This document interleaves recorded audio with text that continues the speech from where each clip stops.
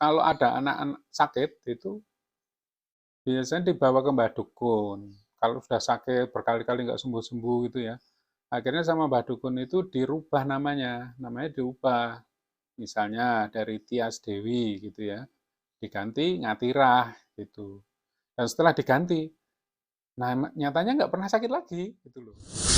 Mau nolong, mencegah anak itu kejepit, ya otomatis saya bilang, Dek jangan situ nanti kejepit.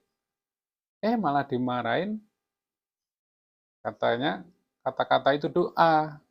Kalau kejepit bener gimana coba? Lah ini saya heran gitu. Tapi habis itu saya malah kepikiran gini, oh ini ibu-ibu ini korban motivator ini. Gitu ya.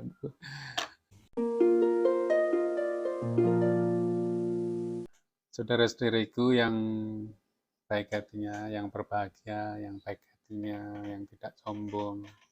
Beberapa hari ini kita mendengar berita mengenai Bapak Anies Baswedan yang mengganti nama Rumah Sakit Umum Daerah RSUD Jakarta menjadi Rumah Sehat untuk Jakarta. Nah, waktu saya melihat video itu, berita mengenai Pak Anies yang mengganti nama RSUD Rumah Sakit menjadi Rumah Sehat itu, saya jadi ingat ada dua peristiwa yang tiba-tiba muncul dalam benak saya dan pikiran saya. Sebelum ke itu, saya ingin sampaikan bahwa Pak Anies itu bilang begini pada saat peresmian itu. Penamaan ini sebagai doa. Mudah-mudahan dengan adanya rumah-rumah ini, warga Jakarta menjadi lebih sehat.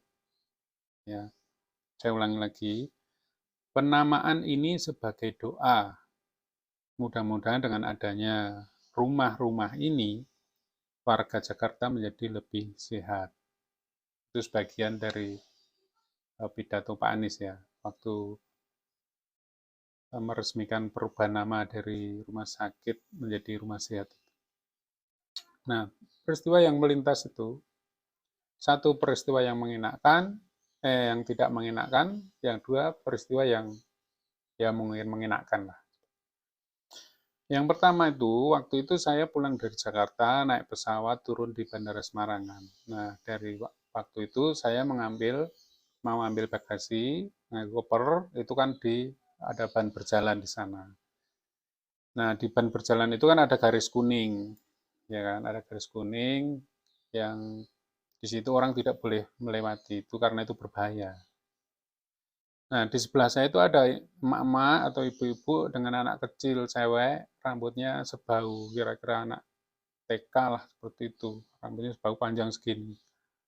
Nah, karena ibunya tadi tidak memperhatikan anaknya, lah anaknya tuh masuk melintasi garis kuning itu gitu loh, melintasi garis kuning dan rambutnya itu apa itu berkibar gitu loh, apa itu.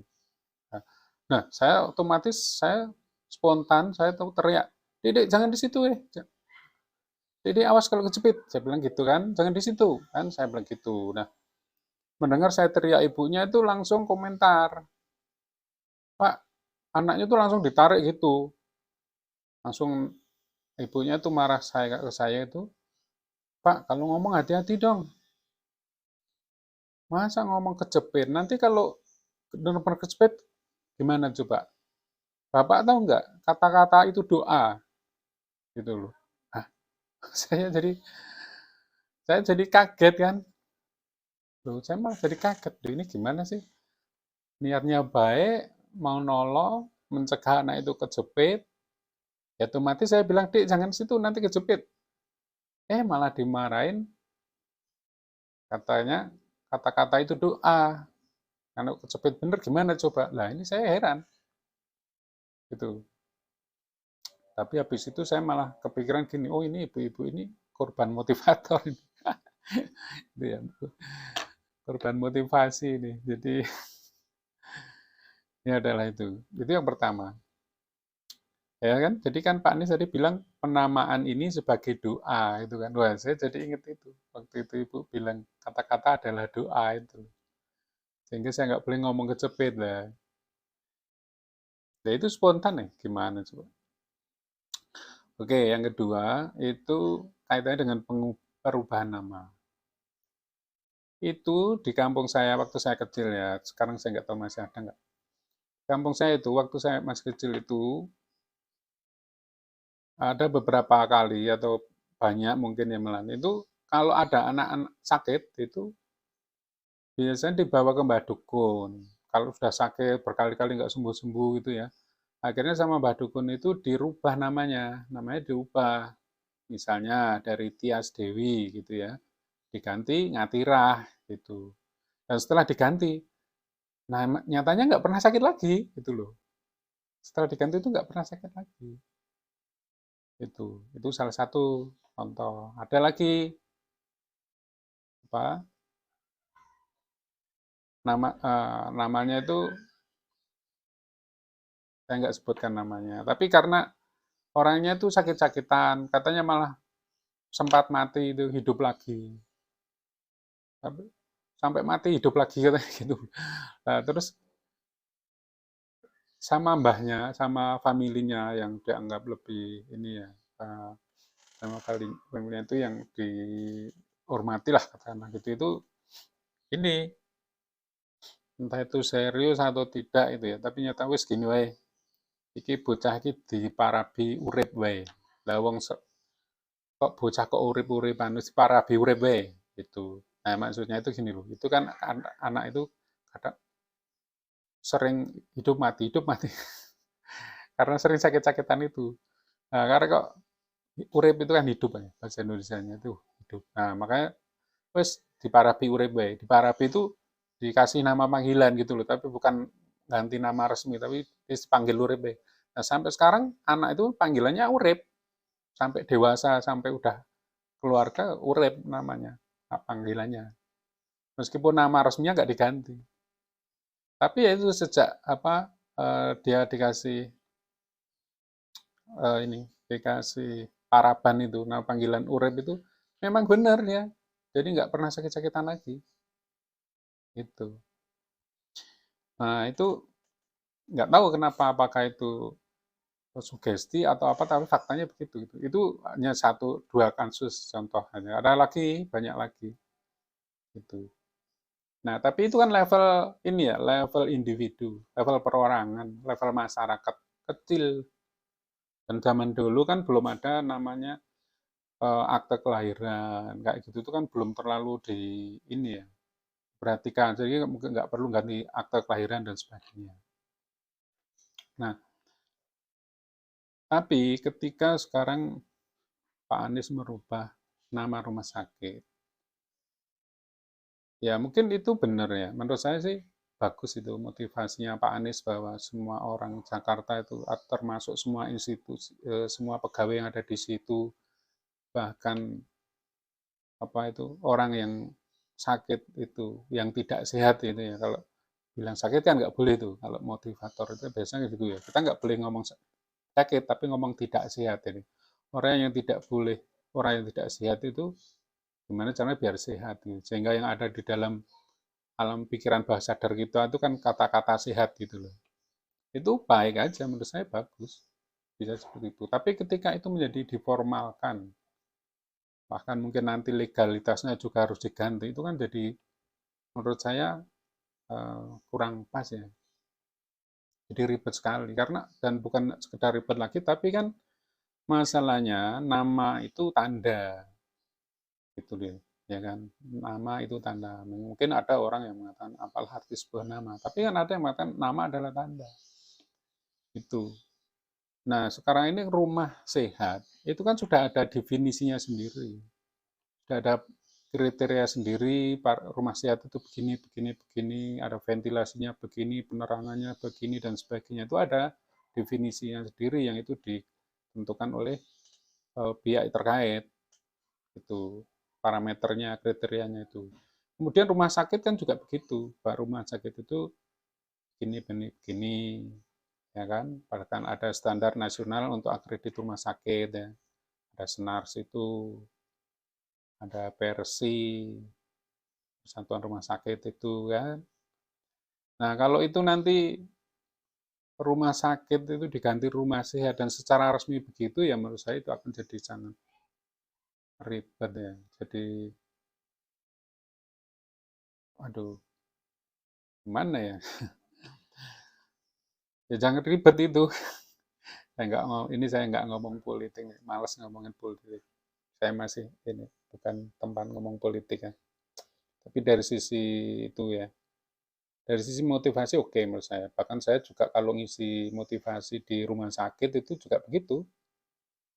Nah, gimana caranya orang yang masuk ke sini nanti dalam benak pikirannya itu, pikiran bawah sadarnya itu tidak ada kata-kata sakit, tapi kata-kata seperti itu. Tapi itu kan level motivasi, level memotivasi di dalam ruangan, dalam.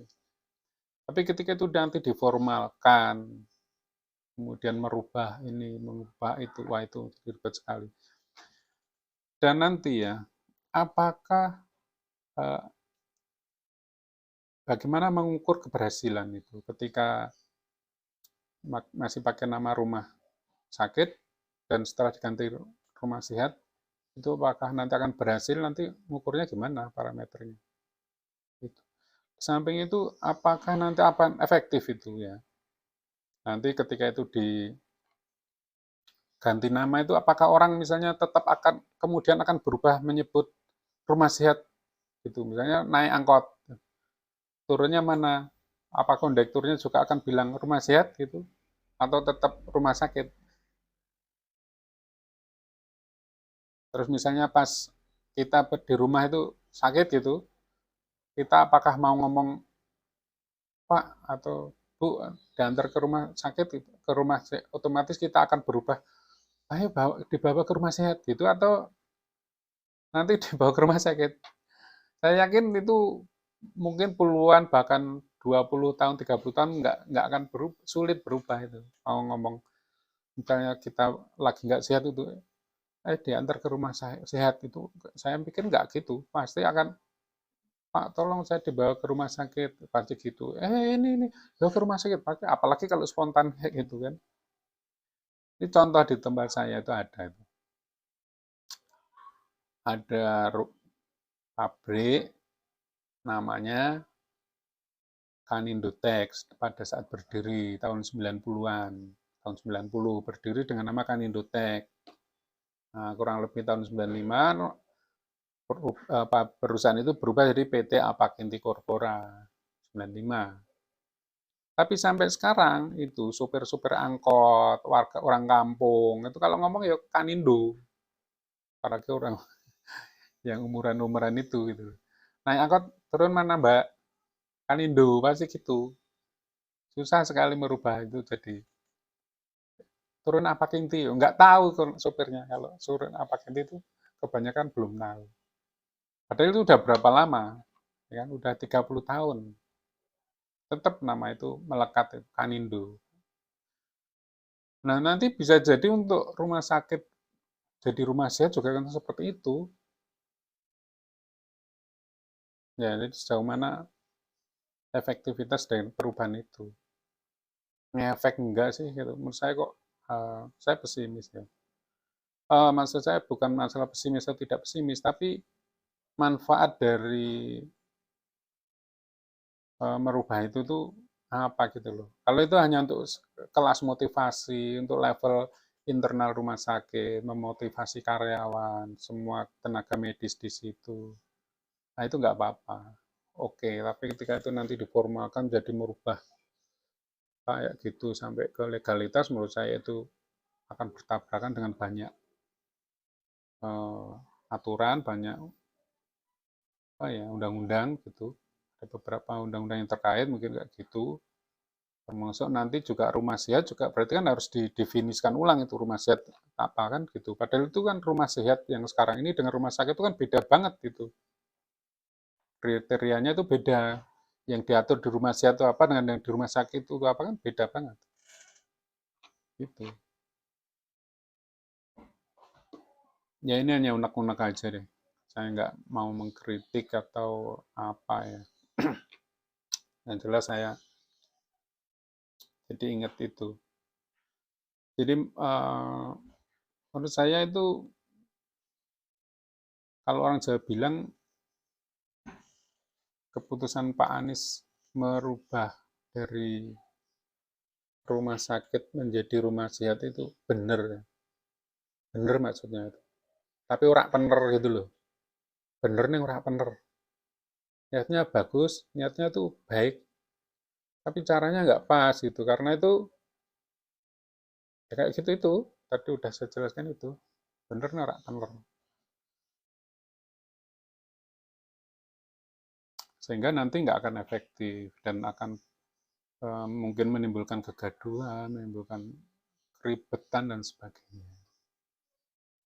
Makanya ya mestinya kita itu mempan papan ya, kita jadi motivator, pada saat menjadi motivator, memotivasi orang, ya kita harus bagaimana di kelas motivasi, di ruangan yang kita motivasi. Tapi ketika kita sudah berada di luar, sebagai pejabat, sebagai gubernur, ya kita harus menempatkan diri sebagai gubernur. Tidak boleh mencampurkan antara motivasi dengan eksekutif, pembuatan kebijakan untuk umum seperti itu.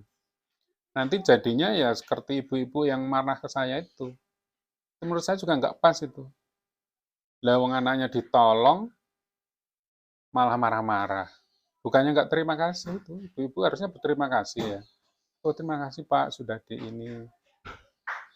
diingatkan. Nah, kalau itu nggak tak ingatkan mungkin ya kena benar itu. Oh itu sudah mepet sekali dengan ban berjalan itu. Itu. Bukannya ibunya malah bukannya berterima kasih, malah marah-marah. Katanya kata-kata adalah doa. Waduh, saya jadi pusing itu. Ya begitu ya. Jadi maaf Anis, ini sekedar curhatan saya saja. Monggo kalau mau didengarkan, kalau enggak ya enggak apa-apa. Itu mudah-mudahan ada manfaatnya dan ini tidak ada tendensi apa-apa kecuali untuk kebaikan kita bersama. Terima kasih.